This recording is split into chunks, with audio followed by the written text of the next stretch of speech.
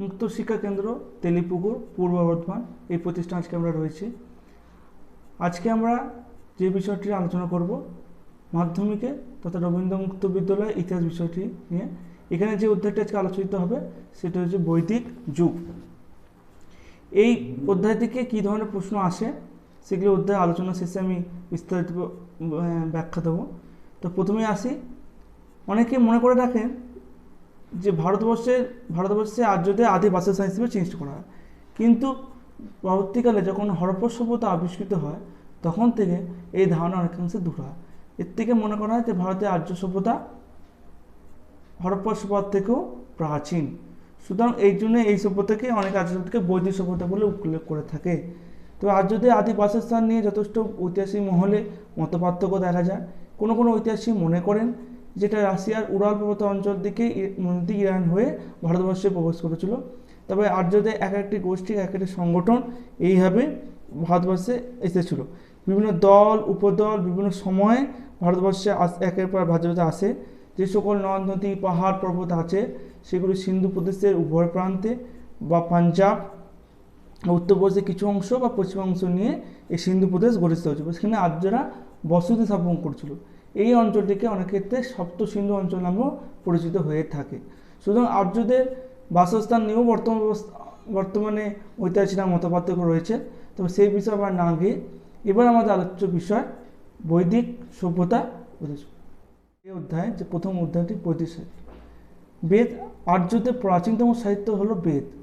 বেদ কিন্তু আগেকার অবস্থায় লিখিত আকারে ছিল না, পরবর্তীকালে লিখিত আকারে এসছে। বেদ কিন্তু তখন বংশ পরম্পরায় বা গুরুজনদের মুখে মুখে এটা প্রচলিত হতে থাকে।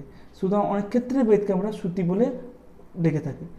আর্যদের প্রাচীনতম সাহিত্য যেমন বেদ, তেমন এই সময় এই বেদকে বা প্রাচীনতম সাহিত্যের প্রধান পরিচিত হিসেবে ঈশ্বরকে বাণী হিসেবে অনেক সময় ধরা হয়েছিল।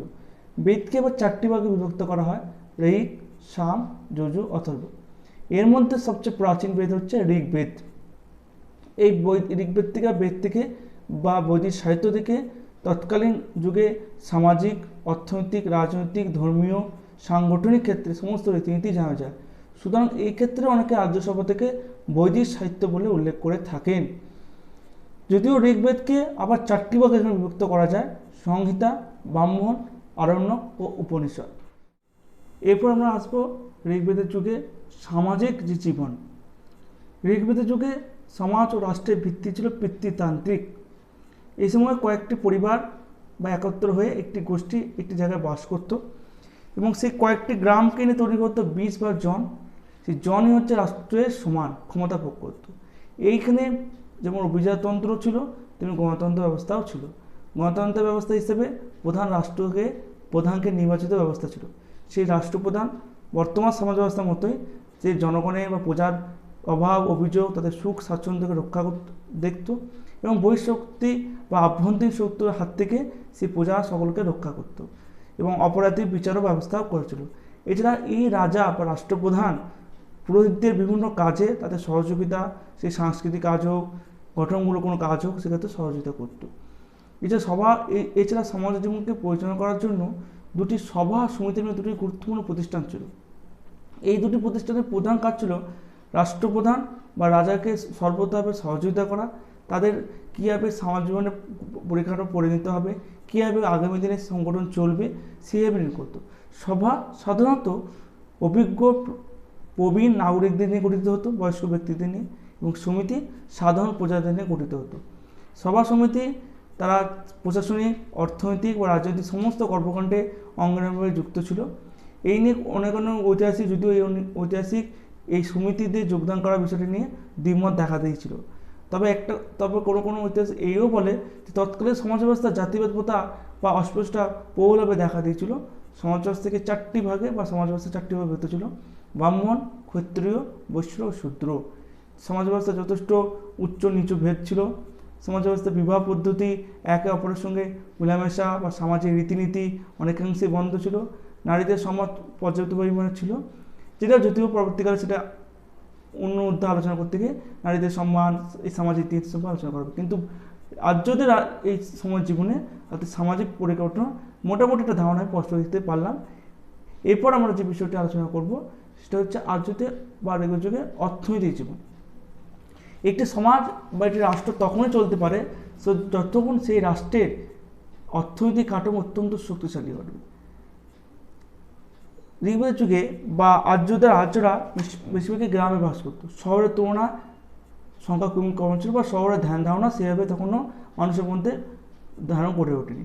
গ্রামের সাধারণ মানুষরা তাদের প্রয়োজনীয় জিনিসপত্র গ্রামে উৎপাদন করতো এবং নিজে ব্যবহার করতো। গ্রামের মানুষরা ঘর বাড়ি তৈরি করার জন্য খড় বা বাঁশের তৈরি দিয়ে বাড়িতে বাস করতো। তবে শহরাঞ্চলের ক্ষেত্রে পাথর ও লোহা দিয়ে পুর নামে এক দুর্গ তৈরি করা হতো, যে দুর্গতে বহিষ্কৃত আক্রমণ থেকে সাধারণ প্রজারা অংশগ্রহণ করত। এই নিয়ে যদিও পার্থক্য দেখা দিচ্ছে ঐতিহাসিক মণ্ডলে, এই বিষয়ে না গিয়ে আমরা এই সময় যে অর্থনৈতিক জীবনের প্রধান ছিল কৃষি ও পশুপালন। কৃষকরা তাদের উৎপন্ন ফসল করে তারা নিজেদের মধ্যে খাবার গ্রহণ করতো এবং বিনিময় হিসেবে গরুর মাধ্যমকে হিসেবে ধরা হয়েছিল। ব্যক্তিগত মালিকানাও ছিল, জমিতে জলসেচের ব্যবস্থা ছিল, উর্বর জমি শ্রেণীবিভাগ করা হতো, উর্বর অনুর্বর জমি শ্রেণীবিভাগ করা হতো। আদান প্রদানের ক্ষেত্রে গরুর মাধ্যমকে হিসেবে ধারণ করা হয়েছিল। শিল্প ব্যবস্থার ক্ষেত্রে তারা মাটি বা বাঁশের তৈরি জিনিসপত্র, সোনা, গয়না, রূপো প্রভৃতি তার ব্যবস্থা করতে থাকে। বাণিজ্যের ক্ষেত্রে বিনিময় প্রথা চালু ছিল। 100 দাঁড় বিশিষ্ট নৌকার দাঁড়কে সামুদ্রিক সমুদ্র হিসেবে মনে করত। তবে এই সময় যে বিনিময় প্রথা বা সামুদ্রিক বা আদান প্রদান যে অন্য দেশের সঙ্গে, সেই সমস্ত গড়ে ওঠেনি। কেননা এই নিয়ে যদি মতভেদ দেখা যায়, কারণ সেই সময় সামুদ্রিক বাণিজ্য পথ ছিল কি না এই নিয়ে যথেষ্ট মতভেদ দেখা দিয়েছিল। কোনো ব্যক্তির যত সংখ্যক গরু আছে সেই ব্যক্তিটি তত সম্পদশালী হিসেবে ধরা হতো। তার অর্থনৈতিক ক্ষমতা সম্পর্ক এক্ষেত্রে অনেকাংশে নিশ্চিত করা হয়েছিল। এই সময় যোগাযোগ ব্যবস্থা ছিল রথ ও গরু গাড়িকে ব্যবহার করা হতো। উচ্চ শ্রেণী যারা আদিবাসী ছিল তারা রথকে হিসেবে ব্যবহার করতো এবং নিম্ন এবং সাধারণ প্রজনরা গরুর মাধ্যমে তারা এক স্থান থেকে অনুসারে যাতায়াত ব্যবস্থা করতো।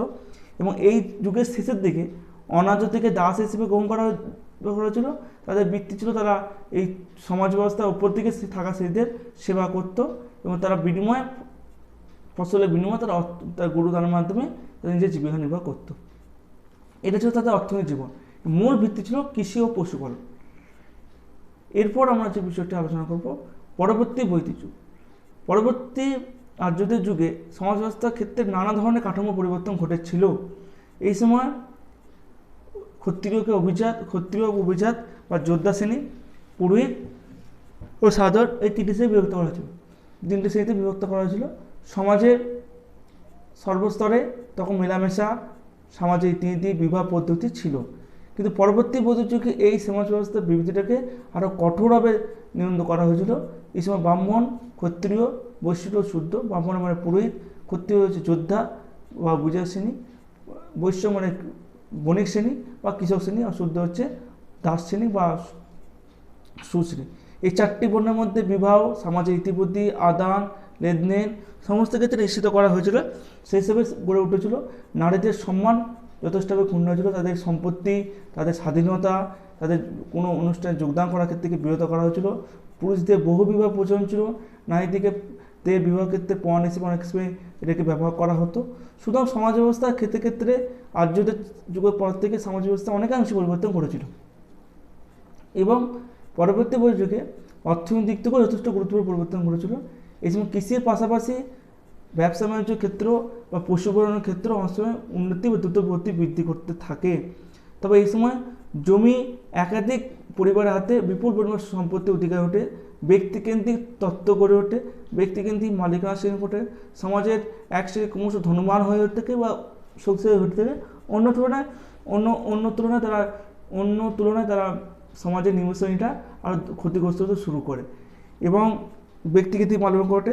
সে সময় যেহেতু ব্যক্তিগত কোনো মুদ্রা বা সমাজ ব্যবস্থার কোনো মুদ্রা প্রচলন না থাকার জন্য বাণিজ্যের বিস্তার সেভাবে ঘটেনি, অগ্রগতিও সেভাবে ঘটেনি, সেক্ষেত্রে অনেকাংশে পিছিয়ে ছিল। এছাড়াও রাজনৈতিক ক্ষেত্রেও অনেকাংশে পরিবর্তন ঘটেছিল। এই সময় যে গণতন্ত্র ব্যবস্থা বা যে নির্বাচিত রাষ্ট্রপ্রধান ব্যবস্থা সেটা অনেকাংশে বিলুপ্ত করেছিল। ব্যক্তিকেন্দ্রিক বা রাজতান্ত্রিক শাসন ব্যবস্থা গড়ে উঠেছিল। ঈশ্বরের আশীর্বাদ পুষ্ট রাজতন্ত্র হিসেবে গড়ে উঠেছিল। রাজা ক্রমশ ক্ষমতাবান হয়ে উঠেছিল। অনেক শাসক বা শ্রেণী বিভিন্ন অশ্বমেধ অনুসারে বিভিন্ন ধরনের যজ্ঞ করে নিজেদেরকে এক রাট রাজ চক্রবর্তী রাজেশ্বরী বইতে ধারণ করেছিল। এই নিয়ে ঐতিহাসিক মহলে যদিও দ্বিমত দেখা দিয়েছিল, কারণ পরবর্তীকালে যেমন রাজতন্ত্র গড়ে ওঠা দরুন সমাজ ব্যবস্থা মানুষের মধ্যে একটা বিশৃঙ্খলা সৃষ্টি হয়েছিল, একতান্ত্রিক সমাজ ব্যবস্থা গড়ে উঠেছিল, কারণ এই সময় সমাজ ব্যবস্থায় সাধারণ প্রজাদের অংশগ্রহণ করাটা অনেকাংশে লোপ পেয়েছিল। সুতরাং এই থেকে আমরা একটা ধারণা স্পষ্ট হতে পারি যে এই বৈদিক যুগে সামাজিক, অর্থনৈতিক, রাজনৈতিক পাশাপাশি পরবর্তী বৈদিক যুগে সামাজিক, অর্থনৈতিক, রাজনৈতিক জীবনেও অনেকাংশে পরিবর্তন ঘটেছিল। সুতরাং এবার এই অধ্যায় থেকে যে ধরনের প্রশ্ন আসে সেটি হচ্ছে, যেহেতু তোমাদের শর্ট কোশ্চেনের পরিমাণ বেশি, শর্ট কোশ্চেনের পাশাপাশি এই অধ্যায় বড় কোশ্চেন কী আসতে পারে সেটি বলছি। প্রথম প্রশ্ন, সপ্ত সিন্ধু অঞ্চল কোনটি বলা হয়? আর্যদের প্রাচীনতম সাহিত্য কি বলা হয় বা কাকে বলে? বেদকে কেন শ্রুতি বলা হয়? আর্য সভ্যতাকে কেন বৈদিক সভ্যতা বলা হয়?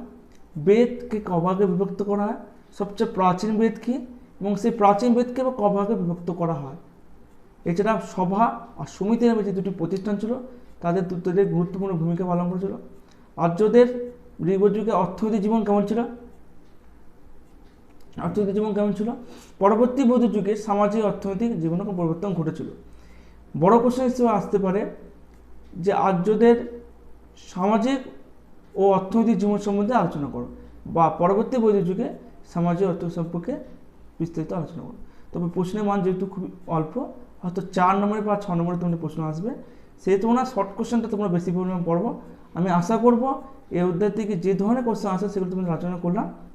পরবর্তী ভিডিওয়ে আমি অন্য অধ্যায় নিয়ে আলোচনা করবো, সেখানেও ঠিক এই ধরনেরভাবে আলোচনা করবো এবং সেখানে শর্ট কোশ্চেনগুলো কী আসতে পারে। আজকের মতো এই অধ্যায়টি এখানে শেষ করলাম।